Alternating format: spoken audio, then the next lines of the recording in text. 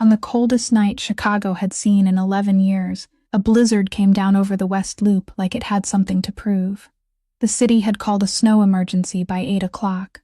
The restaurants shut early, the streets emptied out, and in a brick alley 3 blocks off Randolph Street, a homeless woman was quietly freezing to death, and she wasn't even trying to save herself.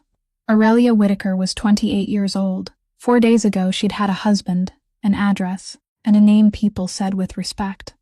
Tonight she had a wall at her back, an empty wheelchair standing in the snow beside her, and her younger sister curled against her chest, a sister whose legs hadn't felt anything in 6 years, which meant the girl wouldn't know she was dying until she already was. So Aurelia had taken off her own coat and wrapped it around her.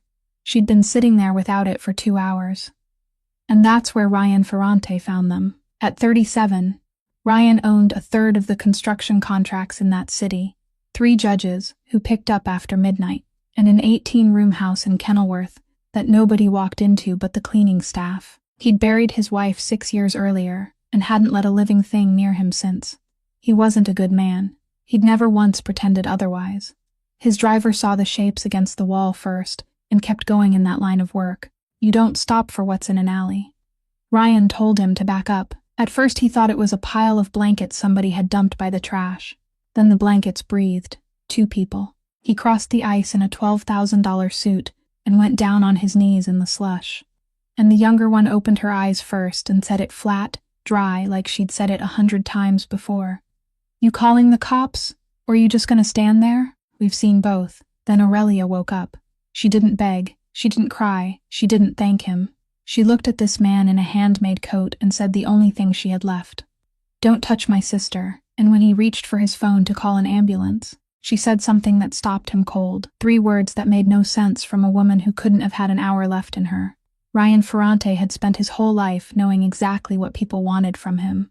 Money, protection, a favor, a name. He'd never met anyone who wanted him gone. He carried them both to the car anyway. He told his man to bring the old wheelchair too, the one with the busted left wheel. The seat patched with duct tape, and what he did next didn't just save her life. It changed it forever. If this story moves you, take a second to hit that like button. It helps more than you know. Share it with someone who needs to hear it tonight. And subscribe, because stories like this deserve to find the people who need them. Now let's go back to that alley, and to the night that started all of it. They'll find her records. Ryan stopped, his thumb hovering above the phone screen, now glowing with 3 digits. He'd heard every kind of thing people said when death was close. Pleading, cursing, praying. No one had ever said anything like that to him before. You're hypothermic, he said. You're not thinking clearly.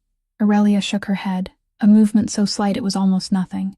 Her lips had turned an ashen gray, but her voice still held that strange, measured rhythm of someone accustomed to reading numbers from a monitor during the darkest hours of an overnight shift. I'm more lucid than you think. I worked in the emergency room for 4 years. I know exactly what stage I'm in. She swallowed, and the effort cost her more than she wanted to admit. You call an ambulance, they enter her into the system. The system scans her name. Her name is tied to $214,000 in unpaid medical bills at Halloran Medical Group.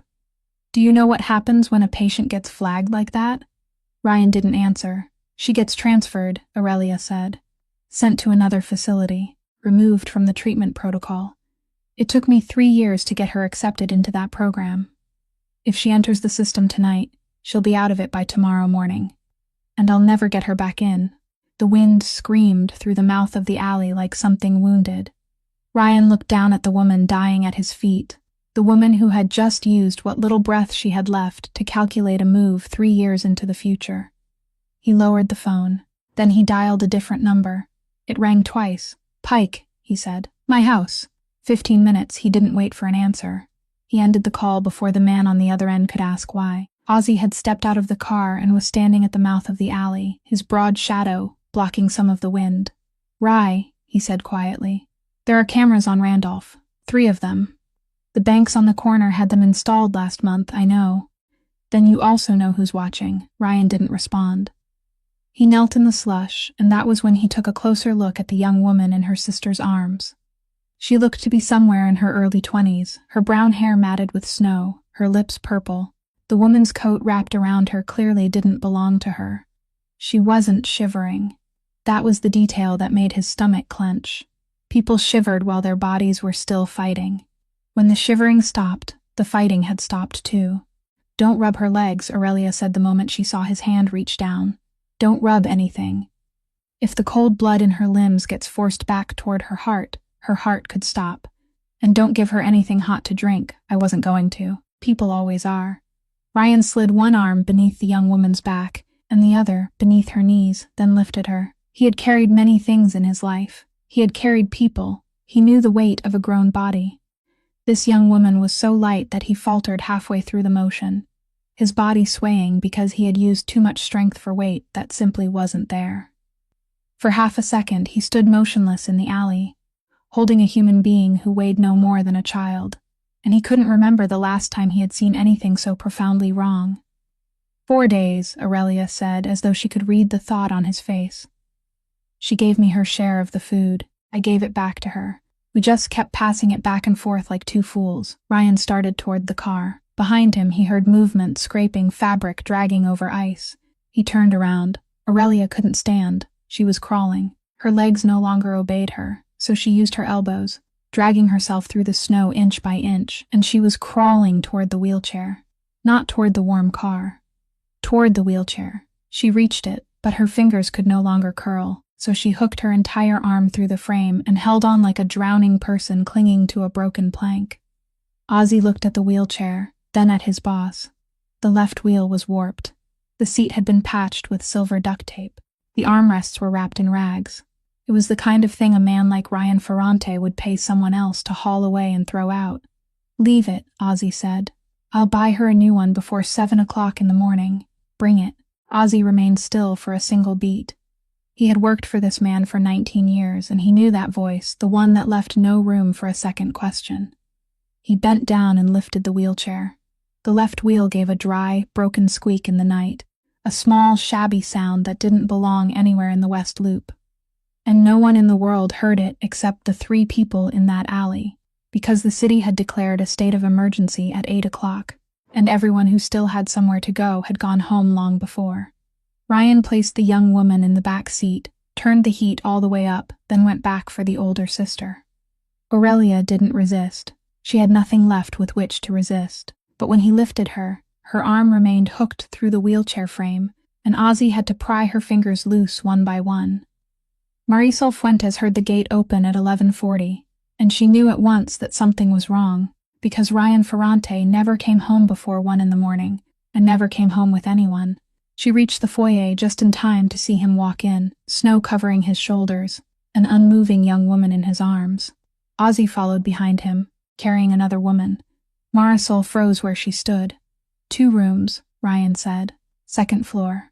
East wing. She didn't ask him to repeat himself. She led the way up the stairs, and her hands had already begun to tremble before she even touched the doorknob. The east wing hadn't been opened in 6 years. No one had ordered it locked. It had simply stopped being opened, the way people stopped speaking a certain name.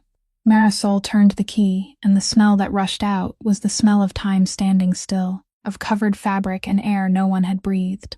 Every piece of furniture in both rooms lay beneath white sheets, and in the hallway light they looked like a line of people bowing their heads. She pulled the sheet from the first bed, and dust rose in a small, blinding cloud. She worked quickly, her hands still shaking, and she didn't allow herself to think about what she was doing until many hours later. Dr. Wendell Pike arrived at 11:56, 15 minutes earlier than Ryan had given him, carrying 2 medical bags and the expression of a man who had learned long ago that some questions only shortened your life. He didn't ask who the 2 women were. He didn't ask why they weren't at Rush or Northwestern. 4 years earlier, Ryan Ferrante had made something disappear that could have cost Pike his medical license and his freedom. And ever since then, Pike had understood that what he owed couldn't be repaid with money. He went upstairs and closed the door behind him. Ryan didn't follow. He stood in the hallway, just to the left of the door, and he remained there. Water dripped from his coat onto the hardwood floor, first forming a small puddle, then spreading into a larger one, and he didn't take the coat off. From inside the room came the sounds of equipment, Pike giving Marisol brief instructions, footsteps moving back and forth. In the hallway, there was only the clock. The 18-room house had always been silent, but tonight its silence possessed a different quality, the feeling of something being awakened before it had decided how to respond. Near 2 in the morning, Ozzy came upstairs to find him. He stood across from Ryan with his arms folded, and he spoke in the voice he used only when there was no choice but to speak. "Rye, I need you to hear this with your head, not with whatever else is happening to you tonight. You just brought 2 strangers into your house. No names in our system, no background checks. We don't know where they came from, who's been near them, or who might be looking for them. In 19 years, I've never allowed that to happen once, and you've never told me to allow it." Ryan didn't take his eyes off the door. "And there's a second thing," Ozzy said. 3 cameras on Randolph. I told you while we were there, but you didn't listen. So I'm telling you again. People are watching you. Not the federal government. Worse than the federal government. Because the federal government has to get a warrant, and the other side doesn't. South Loop is hanging over your head, and the lenders are counting every day. If there's footage tonight of you kneeling in an alley and bringing 2 unidentified women back to Kenilworth, I can't control what kind of story that footage becomes." He paused. "I'm not asking why you did it. I'm only telling you the price." "Noted," Ryan said. Ozzy remained there a moment longer, then went back downstairs. Ryan stayed where he was. At 4 in the morning, Marisol passed by carrying a basin of water, and she glanced down into the darkened living room below, where a blue upholstered armchair stood slightly crooked from the wall, the only chair in the house that was never covered and that no one ever sat in. She kept walking. At 5:10, the door opened. Pike stepped out, pulling off his gloves, and there was something on his face Ryan had never seen on this man before. It wasn't exhaustion. It was something tighter than that. "The girl will live," Pike said. "Stage 2 hypothermia. We rewarmed her core slowly, no rubbing, no hot fluids into the extremities. They were lucky tonight that the older sister knew the 3 things not to do. The sister is exhausted and dehydrated. She'll sleep until the afternoon at the very least." Ryan nodded and started to turn away. "Ferrante," Pike didn't move. "I pulled the girl's records so I'd know what I was dealing with. I shouldn't be telling you this, but you need to see that girl's medical chart. They went down to the kitchen, because it was the only room on the first floor with the lights on." Pike set the tablet on the stone countertop and turned it toward Ryan. "The girl's name is Nova Whitaker, 23 years old, spinal cord injury from a car accident years ago that left her with incomplete paraplegia in the lower thoracic region. The important word is incomplete," he tapped twice.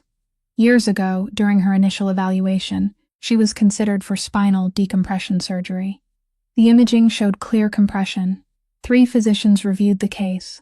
All 3 documented that she was a suitable candidate. 40% chance of partial recovery. Not walking again. Partial recovery means sensation, possibly bladder control, possibly being able to sit upright longer without developing pressure sores. For someone in her condition, 40% is the kind of number people sell their homes to buy." Ryan said nothing. "The surgery never happened," Pike said. "She was moved onto a maintenance protocol. Minimal physical therapy, pain management, follow-up visits every 6 months. For all those years, no one mentioned surgery again. There's no medical note explaining why. No contraindication. No complication. No record that the patient refused." He turned the tablet a little farther. "This is the part I shouldn't be showing you. The denial was signed at the network management level, not by the treating physicians. The entity that signed it was Halloran Medical Group. The refrigerator hummed in the kitchen." Ryan stared at the name on the screen longer than necessary. "Are you certain?" "I've been in this profession for 30 years, Pike said. "I see records buried all the time. But they're usually buried because of money, because the insurance company refuses to pay. This isn't like that. The girl had a good employer-sponsored plan at the time. The surgery was covered. Someone chose not to let it happen, then approved their own decision. And because they were both the payer and the reviewer, no one outside the system ever saw a thing." Pike closed the tablet. "That $214,000 is the cost of 4 years of maintenance care. The surgery they denied her would have cost less than that. That's the part that won't let me sleep." Then he left. Ryan sat alone in the brightly lit kitchen until the sky was nearly beginning to pale, and then he opened his phone and sent Ozzy a single line. 10 minutes later, the answer came back. Aurelia Whitaker, 28 years old, former emergency room nurse, married 4 years ago. Husband named Preston Halloran, 31 years old, only son of Benedict and Cordelia Halloran. Ryan read the line 3 times, and what he felt wasn't shock. Shock was for people who still believed in coincidence. What he felt was the collapse of something that had been leaning for a long time. The sensation of hearing a piece click into an empty place he had been circling for months. Because Ryan Ferrante knew the Halloran name very well. Not from the newspapers, and not from photographs taken at fundraising galas. He knew it from the South Loop project. 7 floors already raised, 3 blocks still unfinished, and a $22 million bridge loan from a private fund called Ashfield Credit Partners. A meaningless name anyone could sign without giving it a second thought. 3 months earlier, when Ashfield began tightening the terms and moving the maturity date forward by 9 months, Ryan had ordered his people to peel back every layer and find out who stood behind it. In the end, beneath 3 layers of intermediary companies, the name that emerged was Halloran Family Trust. For 7 months, a family somewhere in Winnetka had been quietly strangling him with paperwork. And tonight he had carried that family's daughter-in-law out of an alley. He stood up. He crossed the dark foyer, past the foot of the staircase, and walked to the last door at the end of the hallway. The study. The desk lamp was already on because Marisol always turned it on, though no one had ever asked her to. Ryan stepped inside and stood there with his hands empty at his sides, while the warm yellow light fell across the walnut desk, where everything remained exactly where it belonged because nothing had been touched. At the right corner, near the edge of the desk, lay a brown leather notebook with a single crack running across its spine and a blue cloth ribbon protruding between the pages near the end. The leather had faded at all 4 corners in the shape of 4 fingers. Dust covered the entire desk except for the space around the notebook, because Marisol wiped that spot clean every week and left the rest untouched. Ryan looked at it. He stood there for a very long time, and he didn't touch it. At last, he turned off the light and walked out. Aurelia woke after 31 hours, and the first thing she did wasn't ask where she was. She lay perfectly still, her eyes still closed, and she counted. Her own heartbeat. 72, a little fast but acceptable. A needle in the back of her left hand, the IV still running. Slow rate. Someone had adjusted it at least once. She could smell antiseptic alcohol and freshly laundered fabric, and she couldn't smell a hospital. No ventilator, no overhead call for a code. No stretcher wheels rattling across vinyl flooring.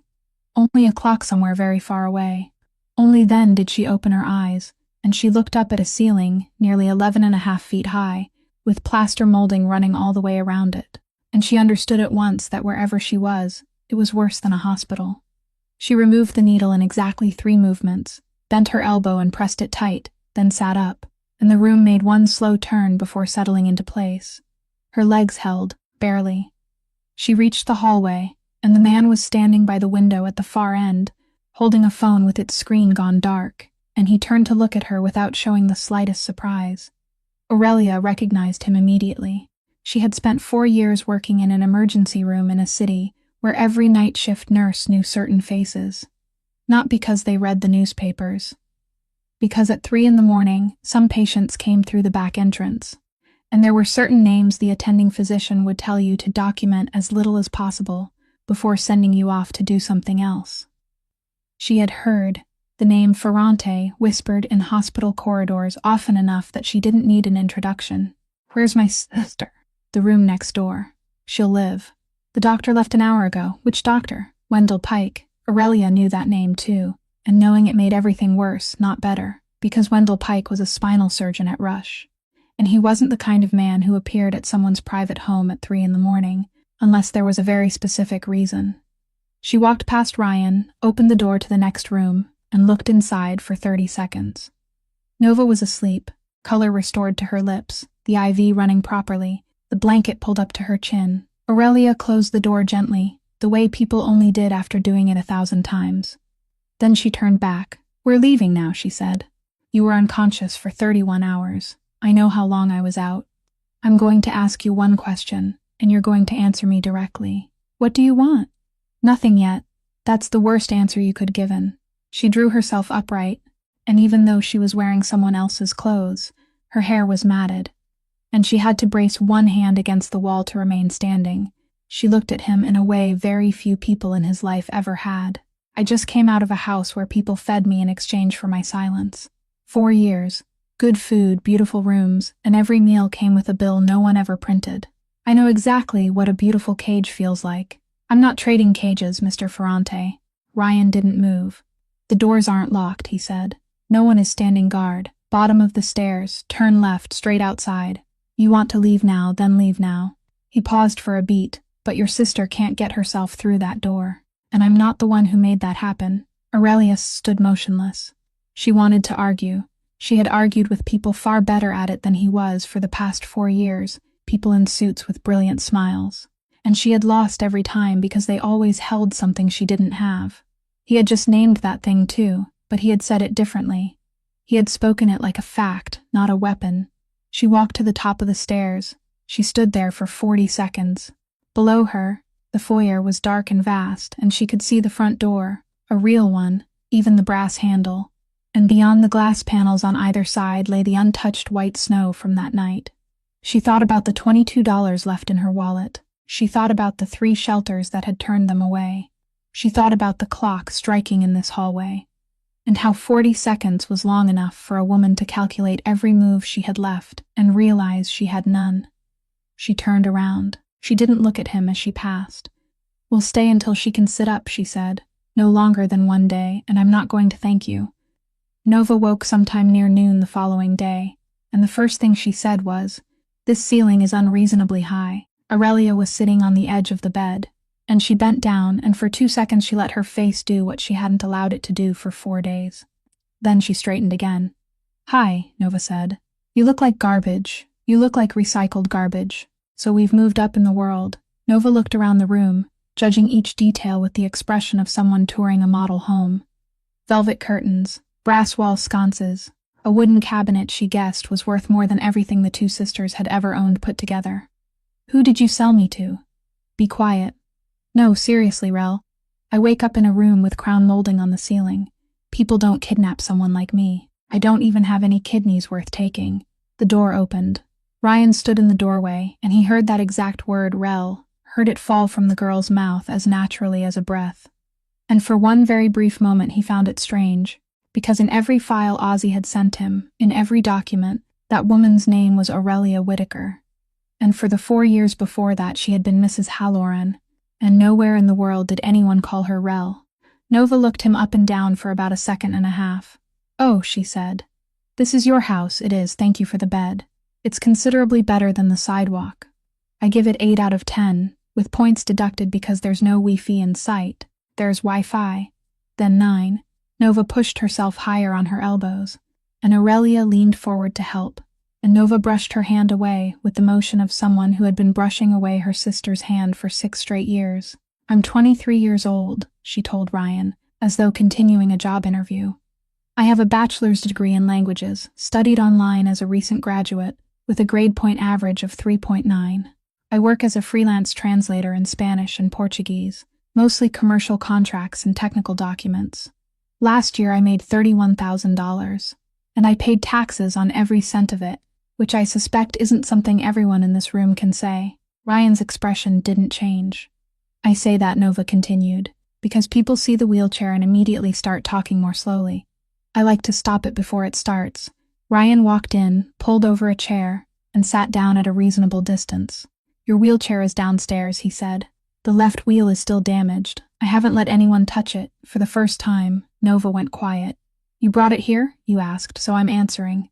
"Yes." She studied him a little longer, and something in her eyes seemed to rearrange itself. Then she asked in a flat voice, with nothing childish left in it, "Do you kill people?"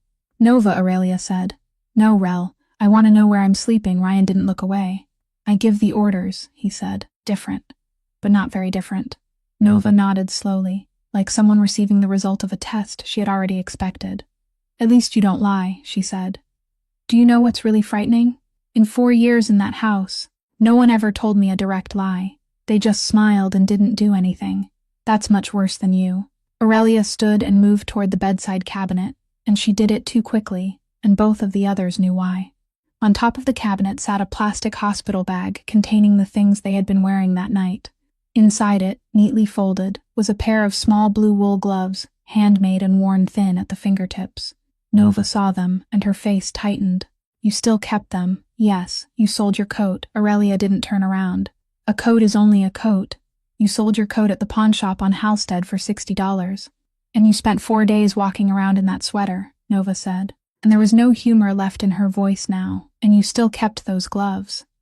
Grandma knitted them for you, Aurelia said. She made them for you when you were 9, and she died the year after that. They weren't something to sell. No one in the room said anything. Then Nova drew in a breath. And when she spoke again, her old voice had returned, sharp and dry and standing firmly on its feet. All right, she said. But next time, sell the gloves, you idiot. I can't even feel when my hands are cold. On the third day, Marisol found her in the laundry room at 7 in the morning, folding towels. Miss Whitaker, that isn't your job, I know. But if I sit still for 1 more hour, I'm going to start thinking. And I don't have time for that. Marisol watched her for a moment, then handed her the second basket. After that, it became a routine. The two women worked together, and for 2 days they said nothing. And then on the 5th day, while pulling the covers from several chairs in the East Wing sitting room, Marisol asked a very small question. Your sister, was she kept in the basement? Aurelia's hands paused for exactly half a beat before she folded the sheet. Who told you? She did. Yesterday. She said it in the same voice someone would use to talk about the weather. That's the part that didn't feel right to me. Aurelia pulled off the next cover. Dust rose into the air. My parents died when I was just a child, she said. An accident on Route 69 left me at 10, and Nova at 5.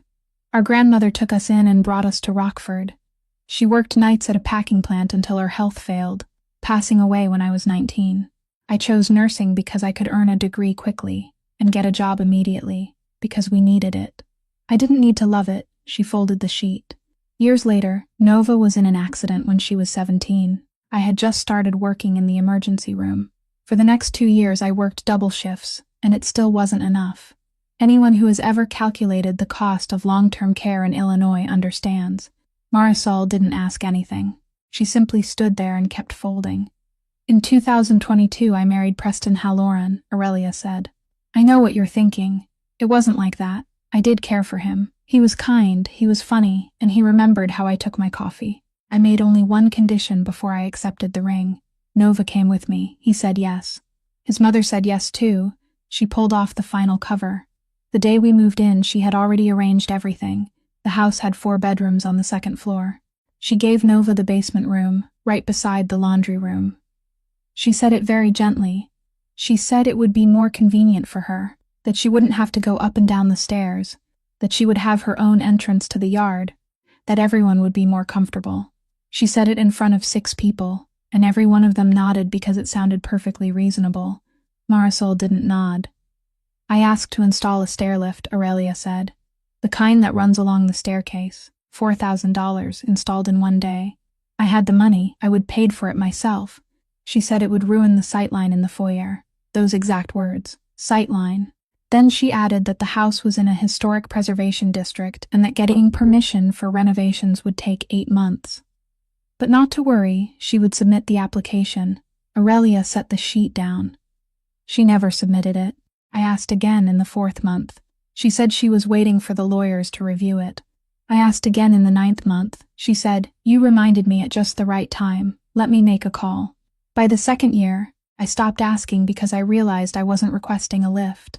I was participating in a game she had already won, and every time I asked, I gave her another chance to appear kind. Marisol spoke softly. That wasn't a refusal. No, Aurelia said. I could fought a refusal. That was delay. You don't strike anyone. You simply leave everything waiting, and while it waits, winter comes. She picked up the basket. That basement was damp.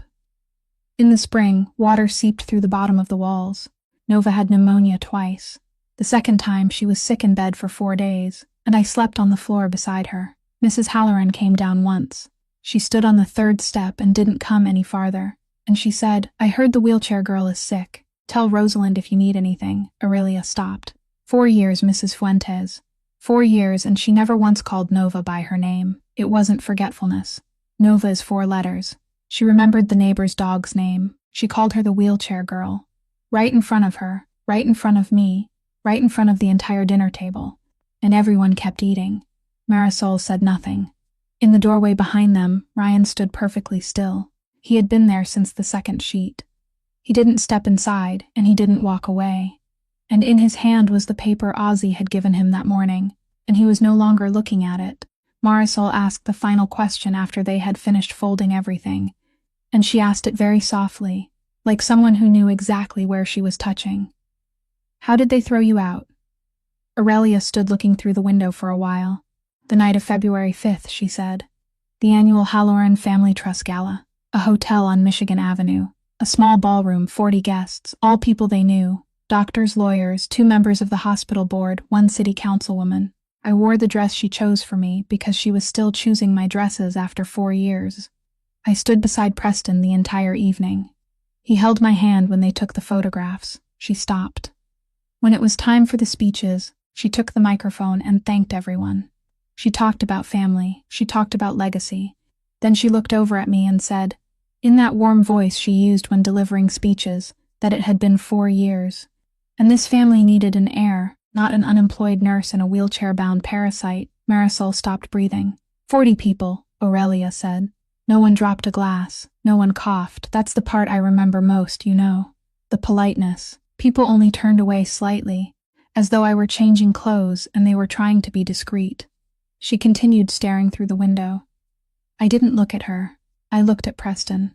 He was standing 16 inches away from me. His hand was still warm where it had been holding mine, and I started counting. Marisol didn't ask why. 1, he heard it. I knew he heard it because his jaw moved. 2, 3, he drew in a breath. He really did breathe in. I saw his shoulders rise. That was the closest he came. 4, 5, his shoulders lowered. 6, 7. Someone at the table behind us laughed quietly because they thought it was a joke. 8, 9, he began looking down. 10, 11, she paused. 11 seconds, Mrs. Fuentes. Then he looked down at his shoes and never raised his head again. She moved on to thanking the sponsors. The music started again.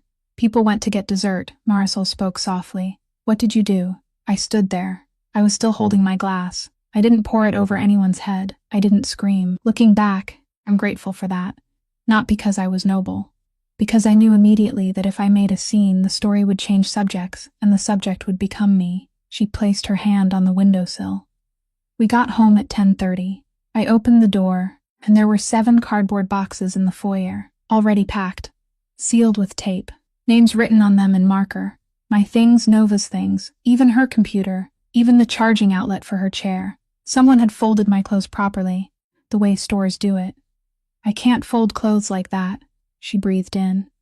40 guests heard her say those words, and while we were still standing there listening, someone had already been packing our belongings at the house for 3 hours, which meant the speech wasn't spontaneous. The speech was an announcement. The decision had already been signed, and the gala was simply where they read the sentence aloud so there would be witnesses. Outside, the snow began falling again. Nova was waiting in the foyer, wearing her coat, sitting beside her boxes. No one had told her anything. She saw the boxes herself and put on her coat. She had been sitting there for 2 hours, Aurelia continued, her voice flat. We made it to the gate. The street was empty. And Nova said, Rel, I'm sorry I exist. Marisol raised a hand to her mouth.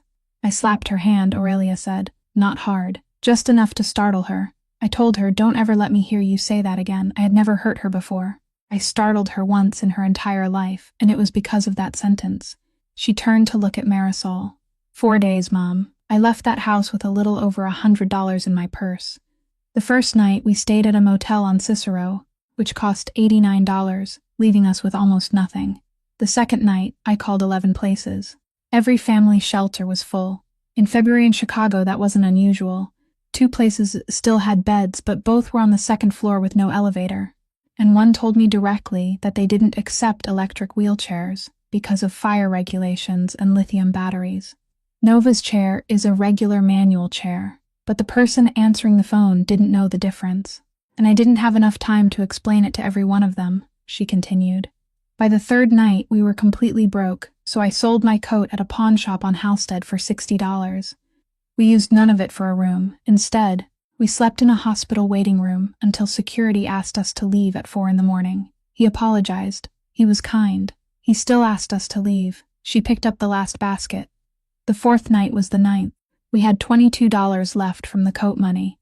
The city declared an emergency at 8 that evening, and we were in the West Loop because I thought a crowded neighborhood would be safer. By 9:30, there wasn't anyone left on the street. Nova told me, "Sit down, Rel, you've been standing for 4 days." I said, "All right, only 15 minutes." She walked toward the door. Then I sat down. Ozzy came home at 11 o'clock the following night, and he entered through the kitchen door, something he never did.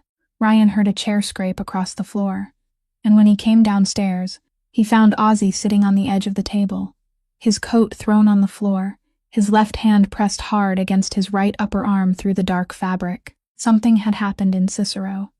A meeting that was supposed to be nothing more than a conversation, and someone there had decided it wasn't going to remain a conversation, and everything had ended in roughly 40 seconds. Ozzy had walked out on his own feet. The other man hadn't, but that belonged to the other side of the city, and Ryan would deal with it in the morning. "Call Pike," Ryan said. "He's in Milwaukee. 3 hours, then 3 hours. In 3 hours, I'll still be sitting here, and this arm will be ruined." Footsteps sounded at the doorway. Aurelia stood there in a sweater, her hair tied back, and she studied Ozzy's arm for exactly 2 seconds with the same look she had used thousands of times at 3 in the morning in the emergency room. A look with no emotion in it, only triage. "Soft tissue tear, not a vessel," she said. "You're still speaking in complete sentences, and your face isn't pale. If it were an artery, after the last 10 minutes, you wouldn't still be sitting upright like that." Ozzy looked at her. "Who are you to make that call? 4 years in the emergency room at Mercy. Do you want me to stitch it, or do you want to sit here for 3 hours while the wound tears farther open and infection works its way into the muscle?" Ryan said nothing. Ozzy looked at his boss, then back at her, then muttered a very quiet curse and held out his arm. She worked quickly. She told Marisol to boil water, told Ryan to open the medicine cabinet in the first-floor bathroom, told Ozzy to keep his mouth shut and sit still. The medical kit Pike had left behind was still untouched in its bag on top of the refrigerator. She washed her hands up to the elbows in the kitchen sink for exactly 2 minutes, not 1 second less. She put on gloves. She lowered the desk lamp and adjusted its angle 3 times until the shadow fell exactly where she wanted it. She administered a local anesthetic, waited the proper amount of time, tested with the tip of the needle, then waited longer. Then she began stitching. Ryan stood at the far end of the kitchen, leaning against the cabinet column, and watched. He had seen every kind of person in every kind of room. He had seen men as hard as stone come apart because a telephone rang. He had seen the hands of people who were paid a great deal of money to keep those hands from trembling, and they trembled anyway. This woman's hands didn't tremble. It wasn't that she was forcing them not to. They simply didn't, like a hinge that never thought to squeak. She counted softly aloud for herself. 12, 13, 14. She stopped at the 16th stitch to wipe the area and reposition the lamp, then continued. Ozzy asked her a question to distract himself, asked which department she had worked in at Mercy, and she answered briefly. And Ryan noticed that she answered in the exact rhythm between 2 passes of the needle. Not early, not late. 22 stitches. She tied the final knot, cut the thread, dressed the wound, and removed her gloves by turning them inside out from the wrists exactly as the textbooks taught. For 48 hours, don't lift anything heavier than 5 pounds. If your temperature rises above 100.4 degrees Fahrenheit, or you see a red streak traveling up toward your shoulder, that's sepsis, not fatigue. And at that point, you don't wait for Pike to come back from Milwaukee. She washed her hands a second time, switched off the desk lamp, and walked out of the kitchen without looking at Ryan even once. 2 men remained in the kitchen with a table marked by streaks of water. Ozzy sat still, testing the movement of his fingers, while Ryan remained exactly where he had been. He was thinking about something. For the past 6 days, he had looked at that woman as someone who had been pulled out of the snow. In his mind, she was the consequence of an event, something he had picked up. But the person who had just stood beneath that lamp wasn't something that had been picked up. She was a craftsman. She had guided a needle through 4 years of night shifts, through 6 years of caring for her sister, through 4 years of sitting at a table with people who called her sister the wheelchair girl. And her hands still didn't tremble. The snow in that alley hadn't made her. It had only nearly taken her away. Rye. Ozzy was still looking at the doorway she had just passed through. "She isn't afraid of you," he said. "Did you notice?" Ryan didn't answer. "I've walked beside you for 19 years, Ozzy said. Everyone who enters a room with you changes the way they breathe. Doctors do. Judges do. She just held a blade in your house, ordered you to open the medicine cabinet, and she never changed her rhythm once. He folded his sleeve back down. I don't know what that means. But you should know that it's real. Theodora Ferrante arrived at 9 o'clock the following morning, without warning, and she kept her coat on because she didn't intend to stay long. 34 years old, her hair tied low, carrying a black leather briefcase, she was the only person in the world who could enter this house without Ozzy needing to ask questions. She set the briefcase on the desk in the study, opened it, and removed a stack of papers. I need 2 minutes of your time, and I need you to hear all of it before you say anything. Ryan sat down. Ashfield Credit Partners moved the maturity date from November to February. You already know that. What you don't know is that the day before yesterday, they filed an additional notice claiming a technical covenant violation on Block B. Not because you missed a payment. You haven't missed a single dollar. They invoked the completion schedule clause, the one no one ever enforces because it's absurd, but it's in the contract you signed. She pushed the document toward him. That means they don't want the money. They want the project. 7 floors already built, and 3 blocks still unfinished. If you breach the terms, they take the entire thing for 50 cents on the dollar. This is a planned asset seizure, and whoever wrote this plan understands construction, understands the way to structure capital, and has time. Ryan didn't touch the paper. Now we get to the interesting part, Teddy said. I read the file Ozzy sent. The woman sleeping on the 2nd floor of your house spent 4 years as Benedict and Cordelia Halloran's daughter-in-law. She ate more than 1,000 meals with them. She knows how that family operates. Who calls whom, who makes which decisions. And her sister is a buried medical case with dates and a network-level signature. She sat in the chair across from him. Ryan, the people strangling you just threw 2 witnesses onto the sidewalk with their own hands in the middle of a snowstorm.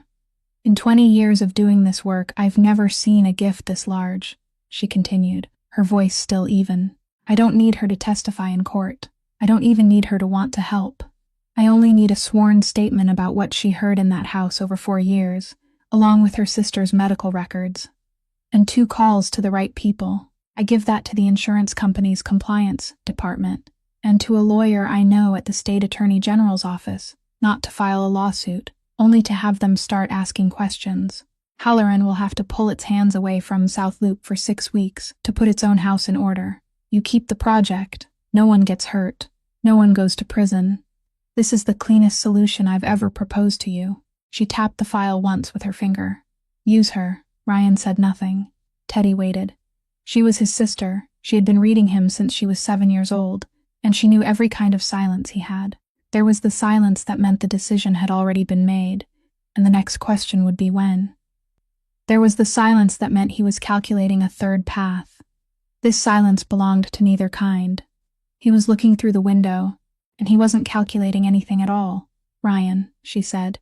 There was no answer. Ryan, I just told you how to keep $22 million. And you're not listening to me. I'm listening. Then give me one word. He turned and looked at her. Let me think. Teddy sat motionless. In the 18 years she had served as this family's attorney, she had heard her brother say do it, say no, say wait until Tuesday, say let it go, it isn't worth it. She had never, not once, heard him say let me think. She closed her briefcase very slowly. You know I'm right, she said. You know it, and if you don't use her, you lose Block B in February, you lose the rest in April. And by then she'll still have nothing more than she has today. You don't save anyone by losing. She picked up her coat. I'll be at the peninsula until Friday. Then she left. Ryan remained alone in the study while the morning light moved across the walnut desk. He sat there for a very long time. Then he reached toward the right corner of the desk and pulled the brown leather notebook toward him. He hadn't opened it once in 6 years. He did now, slowly, with both hands, and the cracked spine made a dry sound like a breaking branch. The blue ribbon lay somewhere near the end, but he didn't turn that far. He opened to a random page in the middle. Slanted handwriting, blue ink, written in haste, a single line at the top of the page before a list of 3 names he didn't recognize. You keep thinking the difficult part is making the decision. The difficult part is staying after you've made it.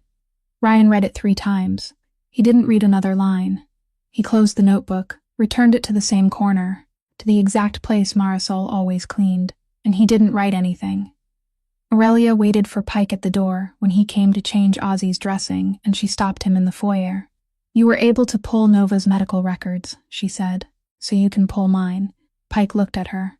"You understand that I'm not allowed to. You weren't allowed to last week either. I'm only asking you not to be allowed one more time." She held out a small piece of paper with 3 lines written on it. "Lakeview Fertility Center, March of 2023, Dr. Rennick. I went through 3 rounds of testing there over 14 months. I never saw a single result with my own eyes." Pike paused. "You never saw your own test results?" "She took me there." She sat in the waiting room. The results were sent to the family physician, and the family physician called her, and she repeated them to me. For 4 years, I lived on what she chose to repeat. Pike took the piece of paper. He said nothing else. The following afternoon, he returned, and he wasn't carrying his medical bag, and that was the first thing Aurelia noticed. They sat in the study because it was the only room with a door that could be closed.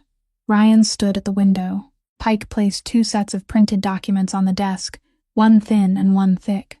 "You can read medical records," he said, "so I'm not going to interpret them for you.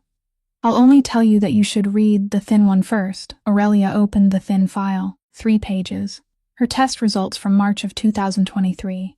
Normal ovarian reserve, normal hormone levels, both fallopian tubes open on hysterosalpingography. At the bottom of the 3rd page was Dr. Rennick's typed conclusion with an electronic signature. "No female abnormality detected. Male evaluation recommended." She sat perfectly still. "The thick one," Pike said. She opened it. Preston Halloran's semen analysis results. 3 tests. From April and June of 2022 and January of 2023. Sperm concentration far below the critical threshold. Motility below 5%. The diagnosis was written clearly. Primary male infertility. The likelihood of natural conception was nearly 0. On the final page was an administrative note dated May 12, 2022, stating that the patient's file had been moved to restricted storage at the request of the network medical director, and beneath it was the signature. Benedict Halloran. "Your records weren't buried," Pike said quietly. "They were switched. Both sets of results were in the Halloran system, because both of you were seen at facilities within their network. Someone with the highest level of authority pulled Preston's file out of the normal workflow and locked it away. After that, the family physician could only see your records, and your records were normal, but normal without a comparison is what they call unexplained infertility. Even with your medical background, you wouldn't have questioned it because you trusted your husband, and every external lab they sent you to was quietly controlled by his father's network." He stopped. "That's the phrase they used with you, isn't it?" "Unexplained infertility," Aurelia said. 4 years. She set the documents down on the desk. She didn't cry. She didn't say anything. She only sat there with both hands resting in her lap, her eyes fixed on the walnut desktop, and not a single muscle in her face moved. Pike waited 2 minutes, then quietly left and closed the door behind him. Ryan didn't leave. He remained at the window and didn't say a word. Because of all the things he knew how to do in this world, he knew with absolute certainty that this wasn't the moment for a man to open his mouth. 20 minutes passed. The clock in the hallway struck twice. The light beyond the window shifted from white to gray. Aurelia sat motionless like someone replaying a very long film from the beginning, watching all 4 years again. Every meal, every time Cordelia placed a hand over hers at the dinner table and said, "We just have to be patient, my dear." Every night Aurelia lay in the dark, wondering what was wrong with her body. Every time she watched Preston sleeping and thought, "Poor man, he married me." Every time she apologized. She had apologized so many times. She was counting them again. Then she spoke, and her voice was completely normal, and that was the most frightening part. "Can you destroy them?" Ryan didn't turn around immediately. "What does destroy mean?" "It means she no longer has that trust. It means he no longer has a single clinic where he can sign his name. It means the Halloran name can't open another door anywhere in this city." Ryan turned, he looked at her, and he answered as though responding to a technical question, because to him, that was exactly what it was. 3 days, Aurelia didn't blink. Outside, a tree branch tapped against the glass. She remained seated for one more beat, one very long beat. Don't, she said again, and this time she looked up. "Listen carefully, because I'm only going to say this once. If I let you do that, then I become exactly what they always said I was." a woman who survives by borrowing another man's power. For 4 years, she said I was living off her family. If I walk out of her house and go straight into yours and use your hands, then she was right. She was wrong about everything else, but she'll have been right about me. And she'll be right forever, and I'll know it until the day I die. Ryan said nothing. There's something else, she said. You destroy them in 3 days, and they collapse in 3 days. But no one knows why. People will say the Hallorans made bad business decisions. They'll say they crossed the wrong person. Nova's file will still sit untouched in the system. No one will review it. No one will ask why a 19-year-old girl who qualified for surgery was denied it. Next year, there'll be another network, another child, and they'll sign the same way again, because that signature was never dragged into the light. It was only smashed apart by some man stronger than they were. That isn't justice. That's a traffic accident. She stood and picked up both sets of records. I'm going to do this my way. It'll be slow, it'll be ugly, and I may lose. But if I win, it'll be written on stamped paper. And paper doesn't die with the person. The following morning, she sat at the kitchen table at 6 o'clock with the computer she had borrowed from Nova, and she began. First, she filed a complaint with the Illinois Department of Financial and Professional Regulation, the agency responsible for regulating medical licenses in the state, accusing Dr. Benedict Halloran of altering and restricting access to patient records in order to conceal a diagnosis, attaching the file numbers, the dates, and a photograph of the page bearing his own signature. She spent 4 hours writing the complaint and rewrote it 3 times, because she knew that a complaint written in anger was a complaint sent to the bottom of the pile. The final version didn't contain a single adjective. Second, she submitted another complaint to the compliance division of the insurance company that had paid for Nova's care. Because when a medical network was both the party approving treatment and the party benefiting from its denial, it was no longer only a medical issue. It was a financial one, and money was the only thing that made insurance companies move. Third, she called the newsroom of the Chicago Tribune and asked for one specific person, an investigative reporter who had written a series about private clinics in the suburbs 3 years earlier. She said exactly 4 sentences over the phone, then went silent. The reporter asked her to repeat herself, and she said, "I have the original records." The reporter arranged to meet her for coffee in River North on Thursday. Fourth, she called Theodora Ferrante. Teddy arrived at 2 in the afternoon and sat down with the expression of someone who already knew what she was about to hear. She had heard it from her brother. "You understand that I work for my brother, I understand. I'm not hiring you for your brother. I'm hiring you for me." Teddy raised an eyebrow. "Hiring me, yes. I want a legal services agreement with my name on it, billed by the hour, with invoices. I know what you charge per hour, and I can't afford to pay you in money. So I'll pay you in work." She pushed across a page she had written by hand that morning. "Anywhere your office has medical records, I can review them. I can read a chart faster than any assistant you're paying. $70 an hour. I know which notes are real and which ones were written to protect against litigation.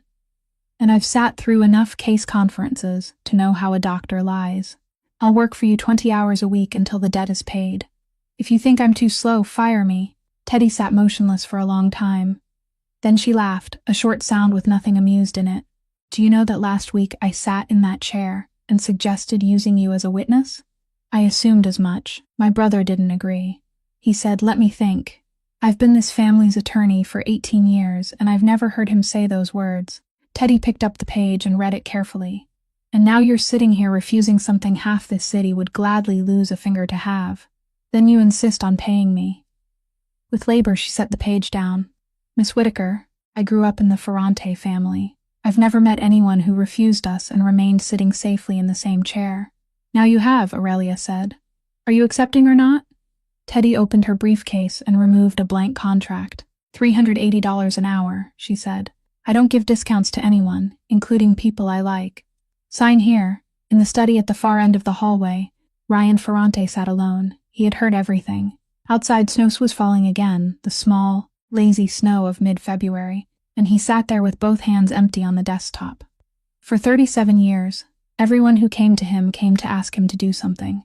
This was the first time in his life anyone had come to ask him to do nothing at all, and he discovered that it was the hardest thing anyone had ever asked of him.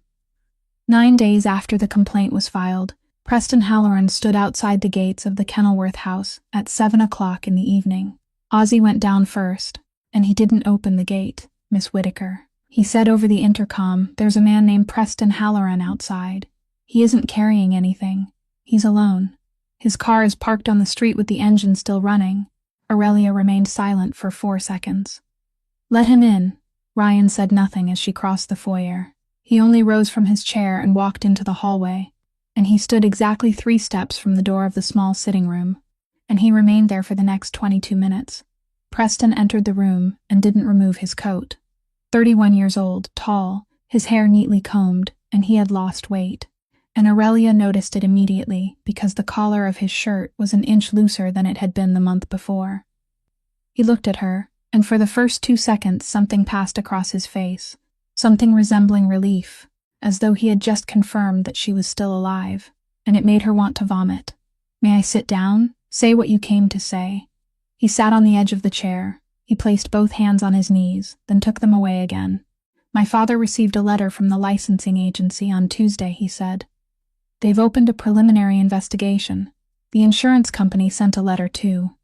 2 companies have postponed signing their network contract renewals. Yesterday, St. Aloysius Hospital removed my father's name from its advisory board. They didn't call him. They simply took his name off the website." He swallowed. "My mother had to cancel the April event.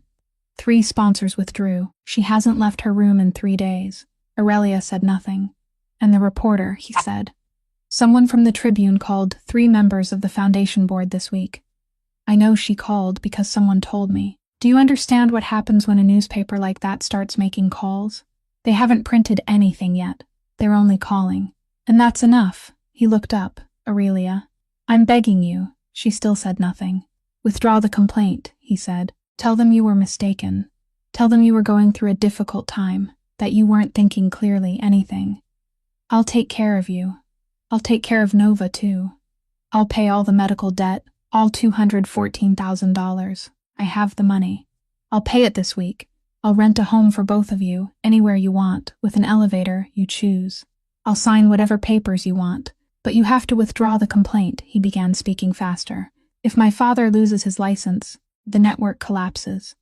400 employees. It isn't only my father, do you understand? 400 people work there. My mother's foundation provides scholarships for 120 children every year. That entire house will collapse, Aurelia.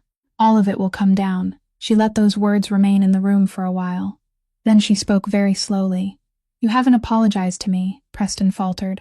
"You came in here, you've been talking for 10 minutes, and you've named every person who will suffer because of me. You haven't said you're sorry even once. Do you know why? Because apologizing would mean admitting that something happened. And you still believe that what's happening now is something I caused." He opened his mouth. "You know I'm not infertile, don't you?" His mouth closed. "In April of 2023 you went for testing," she said. "Then again in June. Then again in January of the following year. 3 times. You received the results. You held them in your hands. And for the next 4 years you sat at that dinner table and listened to your mother tell me, 'We just had to be patient, my dear. Women's bodies can be unpredictable.' You sat there. You finished everything on your plate." Preston looked down. "She made me," he said very quietly. "My father locked the records. I didn't know until—" He stopped, and the place where he stopped revealed more than the sentence he had meant to finish. Aurelia nodded once. "You knew," she said. "All right." She stood. "Now listen carefully. On the night of February 5th, your mother held a microphone and said those words in front of 40 people, and you were standing 16 inches away from me. I counted, Preston. I counted from the moment she finished speaking until you lowered your eyes to your shoes. 11 seconds. You had 11 seconds, and during those 11 seconds, I was still your wife, and you made your choice." He didn't look up. "And my sister spent 4 years in that basement," she said. "I counted that too. 1,462 days. She had pneumonia twice. You walked past the basement door every morning on your way to the car. She went to the door and opened it. Don't talk to me about your family's house collapsing." Preston remained seated for a while, then he stood, walked to the doorway and stopped, and he saw Ryan Ferrante standing in the dark hallway with both hands in his trouser pockets, saying nothing, not moving. And he understood immediately that the man had been standing there for the entire 22 minutes and had done nothing at all. And for some reason, that frightened him more than everything he had ever heard about the Ferrante name. 6 days later, a man in a windbreaker stood at the gate at 10 in the morning and handed Ozzy a brown envelope. He wasn't a police officer. He was a process server, paid $45 for each delivery, and he was polite, and he asked Ozzy to sign for it before driving away. Teddy opened the envelope in the kitchen and read it in silence, and Aurelia looked at her face and knew at once that something was wrong. Teddy finished the 3rd page, then set the papers down on the table very gently, as though they might break. "Sit down," she said. "Tell me, Cordelia Halloran has just filed a petition with the Cook County Probate Court. Guardianship Court." Teddy drew in a breath. "She's asking the court to declare Nova Whitaker a disabled adult in need of protection and appoint a guardian for her." Aurelia stood. "She has no right. She isn't related to my sister by blood. Sit down and listen until I'm finished. Because this is the part you'll misunderstand if you listen through your anger." Teddy tapped one finger against the papers. "She isn't asking to become the guardian. There isn't a single line in here asking for any authority for herself. In Illinois, any interested person can file a petition. An old friend, a neighbor. She only has to say she's concerned about someone she lived with for 4 years. That's true. No one can dispute it. Then what is she asking for? She's asking the court to appoint an independent professional guardian." Teddy let the words fall between them. "Do you know what that is? They're companies whose business is guardianship. They're real, legal, licensed. When the court decides that a disabled person has no one capable of caring for them, it appoints a company like that. The company sends someone in. That person controls decisions about where the ward lives, medical care, and finances. They sign on the ward's behalf. They open separate accounts.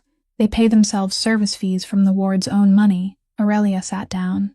"She nominated a company in the petition," Teddy said. "She has the right to nominate one, and the court doesn't have to follow her recommendation, but judges often do because their dockets are overloaded.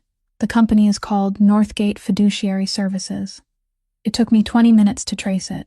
According to Northgate's own publicly available tax records, its largest donor for 3 consecutive years was the Halloran Family Trust." No one in the kitchen seemed to breathe. "There's nothing illegal in that," Teddy said. "Not a single line. She hasn't bribed anyone. She hasn't concealed anything. The donations are publicly listed on a nonprofit organization's tax return, and anyone can look them up. She's simply the right people. That's how it works. There are no fingerprints to find." Aurelia spoke very quietly. "The grounds. What reasons did she give?" Teddy turned the page. 3 reasons. First, the patient's only relative, meaning you, currently has no permanent residence and hasn't had a registered address since February 5th. Second, you've been unemployed since 2022, with no income and no health insurance. Third, Teddy stopped. "Third," Aurelia said. "Third, you and the proposed ward are currently residing at the private home of Mr. Ryan Ferrante in Kenilworth, an individual who is the subject of multiple ongoing federal investigations." And she cites concerns for the safety of a disabled adult in that environment. Teddy pushed the paper across the table. She attached photographs, 3 of them, taken from the cameras on Randolph on the night of February 9th. The quality is poor, but it's enough. One shows him carrying Nova to the car. Aurelia stared at the blurred printed photograph. "Do you understand now?" Teddy said. "She isn't attacking you. She isn't attacking my brother. She's simply taken the truth, every part of it true, and arranged it in the correct order. You really don't have a home. You really are unemployed. You really are living in the house of a crime boss. There isn't a single lie in these 31 pages. Aurelia set the photograph down. "And if she wins?" Teddy answered without hesitation. "If she wins, Northgate controls Nova. Not you anymore. They decide where she lives. They decide where she receives medical care, and they'll send her back into the same network because they'll do whatever is most convenient. They control her accounts. And," she said, "when someone is placed under guardianship, that upstrings testimony in every other proceeding can be challenged on the grounds of capacity. Nova is the only living witness to 4 years inside that house. Cordelia doesn't need to silence her. She only needs to make her words seem unreliable." Teddy looked directly into Aurelia's eyes. "And you, a woman accusing a physician of misconduct, will be described in a court record as homeless, unemployed, dependent on an organized crime figure. and stripped by the court itself of the right to care for your own sister. You can decide for yourself what happens to your complaint before the licensing agency after that. A sound came from the doorway. Ryan stood there.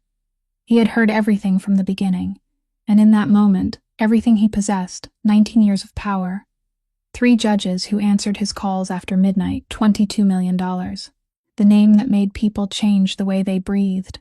All of it became the most useless thing in the world, because the most powerful weapon Cordelia Halloran now held in her hands, the thing printed on page 17 of that petition with 3 photographs attached, was him. It took Ryan 2 days to find the apartment, and he found it through 3 layers of companies so that his name appeared nowhere. Ravenswood, 4th floor, 2 bedrooms, in a building constructed in 1920 with an elevator whose internal system had been replaced the year before.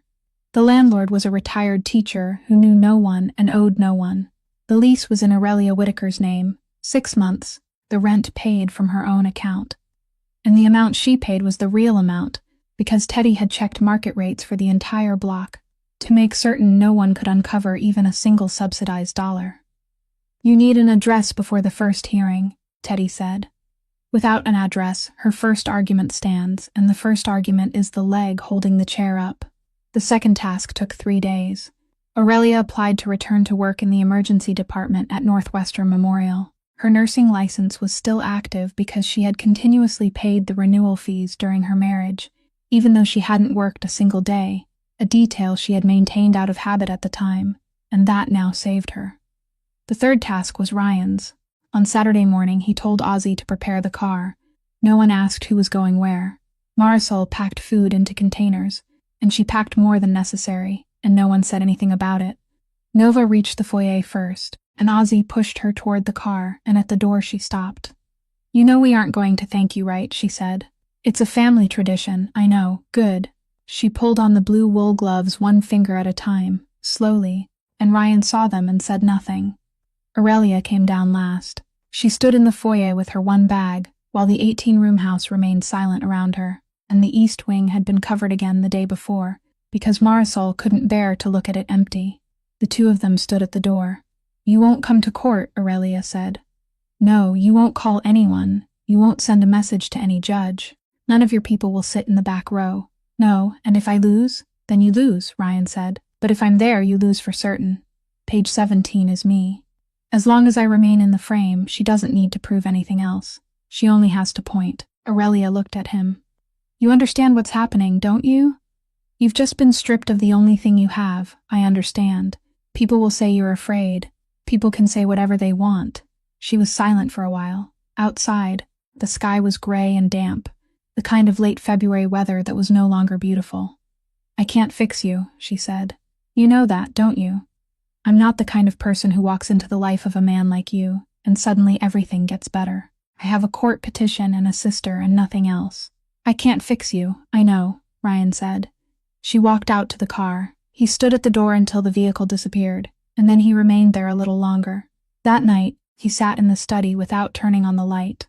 He hadn't allowed himself to think about it in 6 years, and now he couldn't stop, because the house had become silent again in exactly the old way. November of 2020. The underground parking garage beneath the office building on Wacker Drive. He was 15 minutes late for a meeting because of a phone call. Katrina went down ahead of him. She said, "Let me bring the car around. You come down and we can still make dinner." She was holding the keys. He remembered the sound of her heels against the concrete. The sound growing farther away, steady 14 steps, and afterward he counted them 1,000 times in his mind. Then he remembered the sound. He didn't remember any image at all. His mind had cut that part away and kept only the sound, and for 6 years he had lived with one sound, and the impossibly long silence that followed it, the silence in which he still didn't know, the final silence of his life in which he was still a man with a wife. They had come looking for him. They had only arrived in the wrong place by 15 minutes. Afterward, Ryan Ferrante did what a man in his position had to do, and he did it coldly and thoroughly, and no one in this city had dared mention it again. But he had learned something that night, and he had never spoken it aloud to anyone. Everything he touched eventually stopped breathing, not because he wanted it to, because he was there. Because there was a kind of man whose mere presence beside someone was enough to turn that person into a target. And he was that kind of man, and he had been that kind of man since he was 22. For 6 years, he had solved that problem in the simplest way possible. He stood beside no one. 18 rooms, furniture beneath covers, one blue upholstered chair set slightly crooked from the wall that no one ever sat in.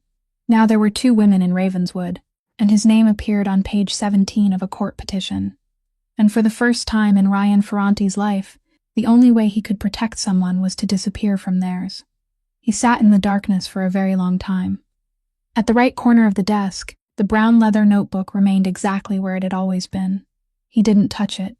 On a crisp morning weeks later, Courtroom 1804, Cook County Court, Probate and Guardianship Division. The Honorable Harlan Voss presiding. The room was smaller than people imagined. Low ceiling, fluorescent lights, 14 rows of benches, and only 9 people seated. No reporters. No one from the Ferrante organization in the back row. Aurelia had checked 3 times herself, and hadn't found a single familiar face. And that was both exactly what she wanted, and exactly what made it hard for her to breathe. Cordelia Halloran arrived 15 minutes early. She wore gray wool, no jewelry except her wedding ring, and low-heeled shoes. She sat with her back straight, both hands folded in her lap, and she didn't look toward Aurelia even once. Her attorney was a man in his 60s named Whitfield, with a slow voice that never rose once during the entire 2 hours. Teddy presented first. She spoke for exactly 13 minutes, and didn't waste a single word. The proposed ward was Nova Whitaker, 23 years old, holder of a bachelor's degree, with fully reported taxable income for 3 consecutive years, a bank account she managed herself, no diagnosis of cognitive impairment, and no record of being unable to make decisions concerning her own affairs. Teddy submitted 3 affidavits from translation clients. She submitted tax records. She submitted a letter from Nova's treating physician, confirming that her spinal cord injury had no effect on her cognitive function. She said the standard in Illinois wasn't whether this person faced inconvenience, but whether this person had lost the capacity to make decisions. And she repeated that guardianship was the most restrictive measure the laws of this state could impose on an adult citizen, and that the court could use it only when no less restrictive alternative remained. Judge Voss took notes. He nodded twice. Then Whitfield stood, and everything began to slip. He didn't dispute a single word. He said his client fully agreed that Miss Nova Whitaker was a young woman of exceptional intellectual ability, and that this was precisely what made the situation so painful. Then he began to read. On February 5th, the proposed ward left her last registered residence. From February 5th through February 9th, she had no place of residence. On the night of February 9th, during a weather emergency declared by the city, the proposed ward was documented as suffering from stage 2 hypothermia in an alley off Randolph Street. There was no emergency room record, no ambulance was called, no hospital admitted her. Whitfield paused in exactly the right place. Your Honor, I'm not accusing anyone. I'm only asking the court one question. A 23-year-old woman suffered stage 2 hypothermia, and not a single line in this state's medical system records what happened that night. So who treated her, where was she treated, and why did no one call 911? He placed 3 printed photographs on the clerk's table. Aurelia heard the sound of paper touching wood. From February 9th until February 28th, both sisters resided at the private home of Mr. Ryan Ferrante in Kenilworth. I'll make no comment regarding Mr. Ferrante. I'm merely entering into the record public news reports and 2 ongoing federal proceedings, and I'll allow the court to draw its own conclusions. Then he turned to Aurelia. No income from 2022 to the present. No health insurance. A lease signed only 4 months earlier. A job application submitted only 4 months earlier, with the probationary period not yet completed.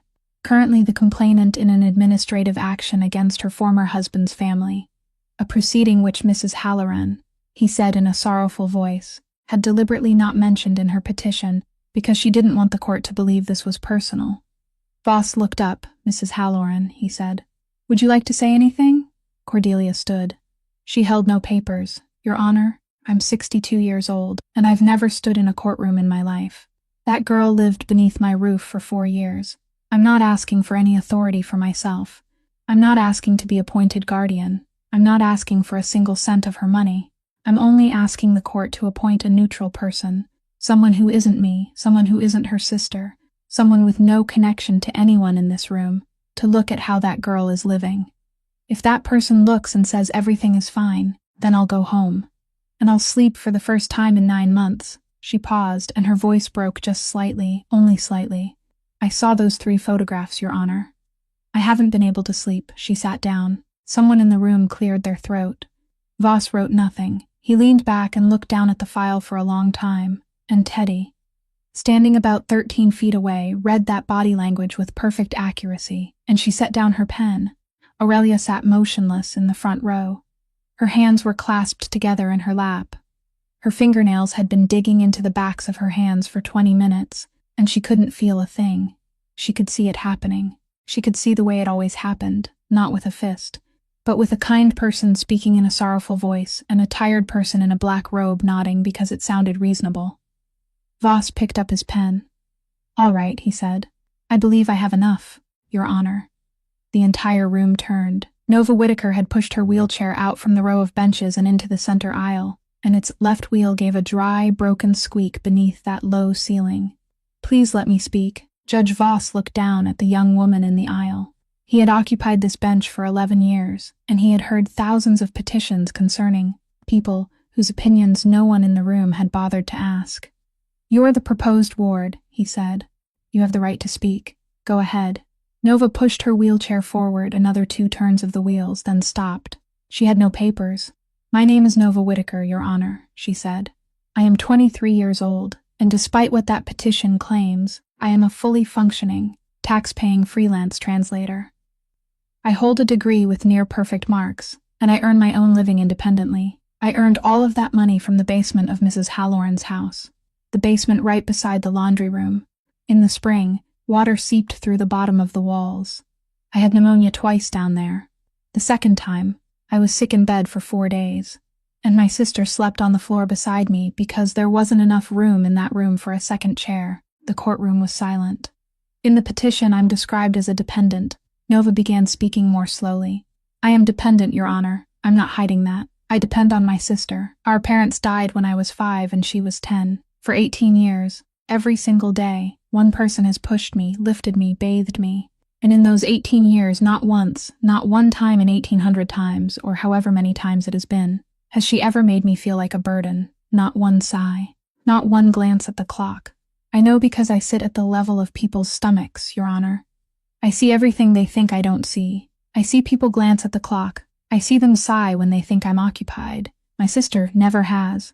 Not once in 18 years, she looked directly at the judge. Mrs. Halloran had 4 years. Cordelia didn't move. For 4 years I ate at the dining table in her house, Nova said. For 4 years I slept beneath her floor. 1,462 days.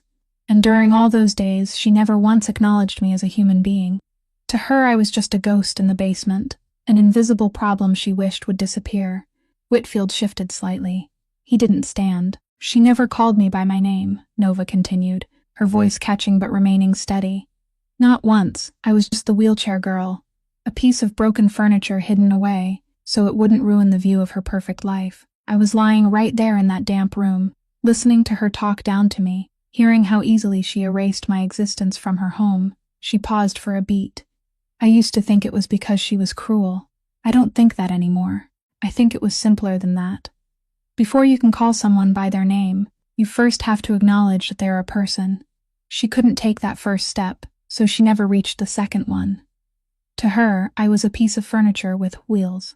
That piece of furniture ruined the sightline in the foyer. For 4 years, I was an aesthetic problem. Voss was watching her. He had set his pen down. Today, Nova said. She came here and said she couldn't sleep because of me. She said she was worried about me. She asked the court to send a stranger to take control of where I live, where I receive medical care, and how my money is spent. She spoke the next sentence very softly. Your Honor, what frightens me isn't that she might win. What frightens me is that this works. Because if it works on me, someone with a college degree and tax returns and a sister who managed to find a lawyer, then it works on everyone like me who doesn't have those things. How many people are sitting in a room somewhere right now, while no one asks their name, Your Honor? I don't know. But I know that today I was allowed to speak, and they weren't. She drew in a breath. I'm asking the court for one thing, only one thing, and then I'll sit down. Voss nodded. Nova turned her wheelchair around. The left wheel squeaked.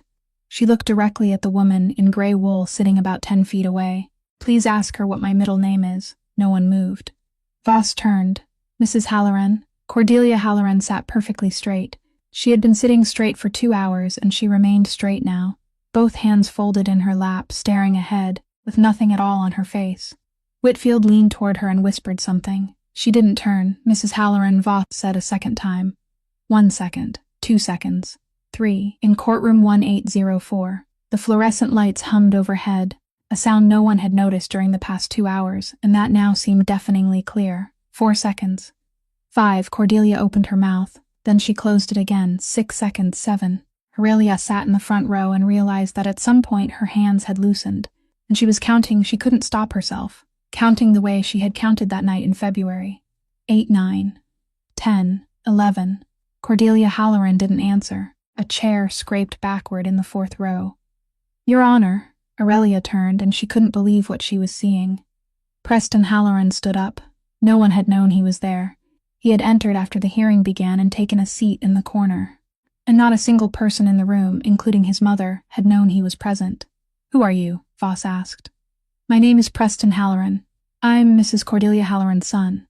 I'm Aurelia Whitaker's former husband. I'm asking permission to testify. Whitfield sprang to his feet. Your Honor, this man isn't a party to these proceedings, and I object. Sit down, Voss said. Preston walked forward. His hand trembled when he raised it, and everyone in the room saw. During our marriage, I underwent fertility testing, he said. First in the spring, then again in the summer, and once more the following winter. 3 times, all 3 tests gave the same result. The problem was mine. There was nothing wrong with my wife, nothing at all, and I knew that from the very first test. My father, Dr. Benedict Halloran, signed an order moving my records into restricted storage within the Halloran Medical Group system. He had the authority to do that because he was the network medical director. After that, the family physician could only see my wife's records. My wife's records were normal, so they called it unexplained infertility, and they told her that for 4 years. No one in the room breathed. Shortly after my final round of testing, my mother handed me a document, he said. A non-disclosure agreement drafted by the family's attorneys to ensure my diagnosis remained buried. I signed it. No one held anything to my head, Your Honor, and I want that made clear. I signed because my mother told me to sign, and because my entire life I had done everything my mother told me to do. Voss wrote, There's one more thing, Preston said. Years ago, my wife's sister was evaluated by 3 physicians and found eligible for spinal decompression surgery. The procedure wasn't approved. The decision was signed at the network level. I heard my parents discussing it in the kitchen of our house that fall. I heard enough to understand. I said nothing. He stopped. I'm not doing this to be forgiven, he said. I know that isn't possible. I'm doing it because on the night of February 5th, I stood 16 inches away from my wife while my mother called her and her sister burdens in front of 40 people. And I had 11 seconds, and I remained silent. I stayed silent once already, Your Honor. I can't live through doing it a second time. He stepped down from the witness stand. As he passed the front row, he stopped for half a second. He said nothing. Aurelia didn't stand, didn't reach out, and didn't cry. She looked at him and nodded exactly once. That was all. It was everything he received, and they both knew it was all there could ever be, and he walked out of the courtroom. Voss dismissed the petition on the spot. He entered into the record that the proposed ward possessed full decision-making capacity, and that he found no basis for any restrictive intervention. And on the final line, he added a sentence. The clerk had to ask him to repeat for confirmation. The court notes that this petition appears to have been used for a purpose other than protection. 3 weeks later, the Illinois Department of Financial and Professional Regulation, DEED, issued an emergency suspension of Dr. Benedict Halloran's medical license and referred the file to the State Attorney General's office for possible criminal liability involving the falsification of medical records. The Tribune published its story the following Sunday, 5,000 words. Front page photograph. Within 9 days, 8 donors withdrew from the Halloran Family Trust. The board dissolved itself, and Northgate Fiduciary Services issued a statement saying it had never had any involvement in the matter. No one was hurt. No one knocked on anyone's door at 3 in the morning. It was all done with paper. The following month, while reviewing records for submission to the attorney, Aurelia opened Nova's medical billing account and sat staring at the screen for a long time. The balance was zero. She pulled up the transaction history. A single payment of $214,000 had been made on February 27th, a few weeks after they first met, and just one day before she moved to Ravenswood. The payer was listed as a trust company in Delaware, and it took her 40 minutes to trace it through 3 layers beneath the surface. She called him that same night, and she said exactly one sentence before he had time to greet her. "You had no right." "No," Ryan said. "I told you not to do anything. You told me not to destroy them." "I didn't destroy them. You knew exactly what I meant." "Yes," he said. "I knew." She stood in the kitchen of the 4th-floor apartment preparing to say more, and then she couldn't. Because she had just understood something. He had paid it 8 months earlier, one day before he drove them away, which meant he had paid it at the exact moment he knew with certainty that he would never see them again. And he hadn't said a word to anyone. Not to her. Not to Teddy. He had left no trace except 3 layers of companies and a date. Nova underwent surgery in May. Pike performed it at Rush, 5.5 hours, and he did it free of charge, and he wouldn't let anyone call it a favor. He called it the surgery that should have happened in 2022. Aurelia stood outside the waiting room for all 5.5 hours and didn't sit down once, because she had stood outside enough operating rooms to know that sitting didn't make time pass any faster. The surgery didn't create a miracle. There was no moment when Nova rose from her wheelchair. There would never be a moment like that, and Pike had told both sisters so plainly beforehand, twice, so that neither of them entered the operating room carrying false hope. What Nova regained was somewhere else. 6 weeks after surgery, sensation began returning from her hips down to the middle of her thighs, a faint territory of feeling that had been completely empty for 6 years. And she regained bladder control, something outsiders never thought about, but anyone who had lived without it understood exactly what it was worth. "It doesn't sound like a miracle," Nova told her sister one evening in July, when the two of them were sitting on the balcony of the Ravenswood apartment while a summer shower came down. She stretched her hand beyond the railing, then did something she hadn't been able to do in 6 years. She placed her palm on her thigh, and she felt the cold rain there, beneath her hand, against her own skin. "Tell someone I can feel rain on my legs and they'll look at me like I'm a little slow," she said. "But if you went 6 years without feeling rainfall on your legs, you'd understand." That same summer, Nova founded a nonprofit organization. She named it 11 Seconds. No one except 3 people knew where the name came from, and Nova liked it that way. The organization did exactly one thing, provided free legal assistance to disabled people whose rights were being taken away through guardianship proceedings, the same kind of proceeding that had nearly swallowed her whole 9 months earlier. Teddy agreed to serve as unpaid legal counsel, and it was the first time in her life she had ever done anything without charging for it, and she didn't explain why, and no one asked. Aurelia returned to the emergency department at Northwestern Memorial in the fall.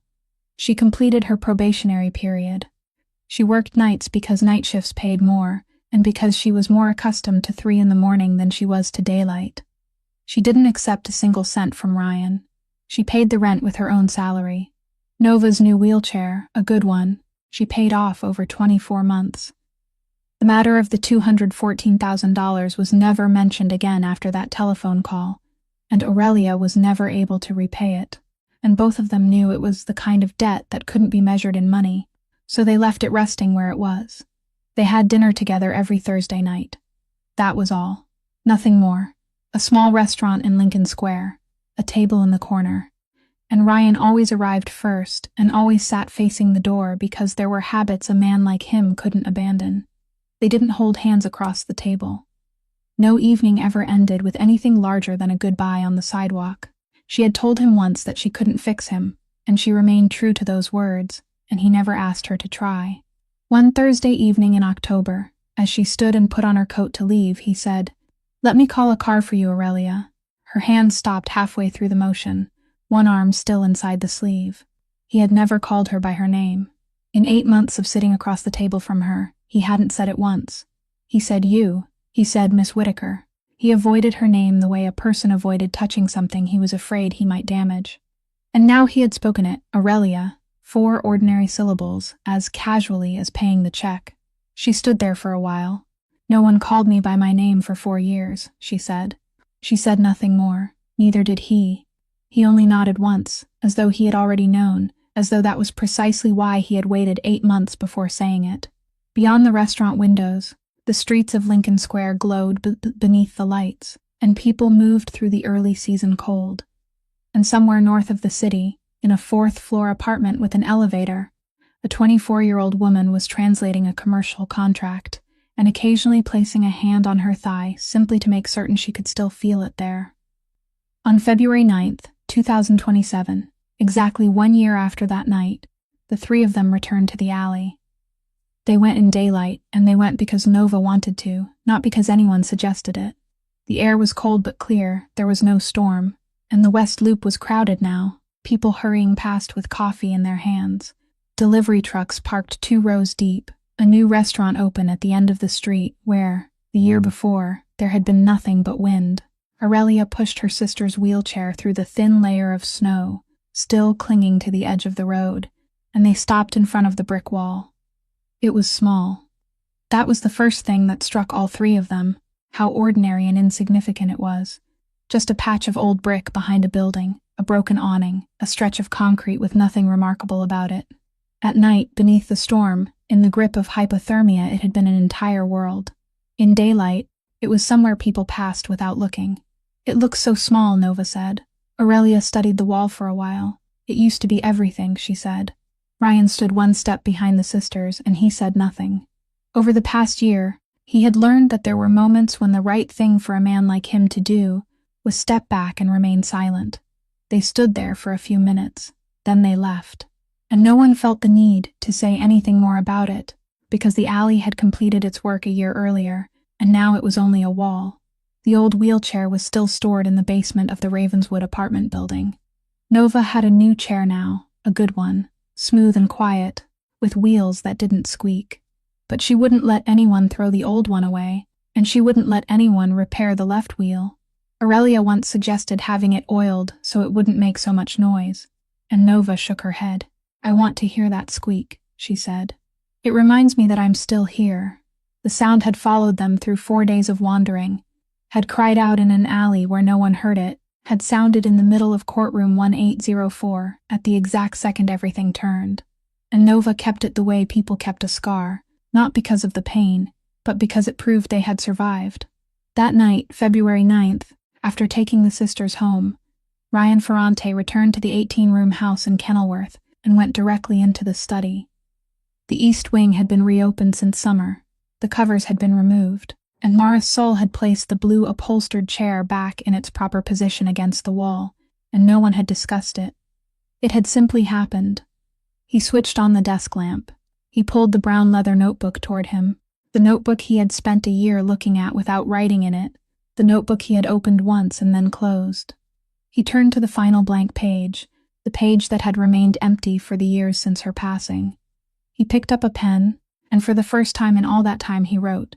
He wrote 3 short lines, Aurelia, Nova, February 9th. Then he turned back 1 page to the page before it, where there was a line in slanted blue handwriting that he had never truly read during all the years he had avoided the notebook. And now he read it slowly. Katrina had written it sometime during the years they had shared, written it for a future she wouldn't be there to see. And he had carried the notebook with him for 6 years, without ever reading that line, because he had been afraid of what the dead left behind. He sat with it for a very long time. For an entire year, Ryan Ferrante had believed that on that February night, he had saved 2 people. He had carried them out of the snow, taken them home, quietly paid a debt of $214,000, and in his mind he had been the one who acted. It took him a full year to understand that he had seen it backward. He hadn't saved anyone. That night, he had done only one thing, the smallest thing one human being could do for another. He had stopped. He had told the driver to back up, and he had knelt in the snow. Everything that came afterward, the complaint written without a single adjective, the 22 stitches placed at the kitchen table, by hands that didn't tremble, the young woman in the wheelchair asking a woman dressed in gray wool, To say her middle name in the middle of a courtroom, all of it, they had done themselves. He had only stopped long enough to see them. And it turned out that was all any of us truly needed, not to be rescued, but for someone to stop and see us human beings. Because a person's dignity had never depended on whether they were healed, whether they rose from a wheelchair, or whether anyone came to save them. It lived in the fact that someone, even one person, was willing to call them by their true name and acknowledge that they existed. Cordelia Halloran had possessed everything, and for 4 years she couldn't perform that small act. Ryan Ferrante had almost nothing decent within him, but on one stormy night, he had managed it for a single moment. And one moment was enough to change the course of 3 lives. If this story touched your heart, please subscribe to our channel, press the like button, and share this video so that together we can continue listening to more meaningful stories every day. How do you feel about the story of Aurelia, Nova, and Ryan? And do you see people in your own life who are waiting for someone to call them by their true name, to recognize them as complete human beings? Please leave a comment and share what you feel from the deepest part of your heart, because we always hope to hear what you carry with you after each story. Thank you for staying with us until the final moments. May you, the person watching this video, always have abundant health, a joyful life each day, and a peaceful soul. Goodbye, and we'll see you again in the next video.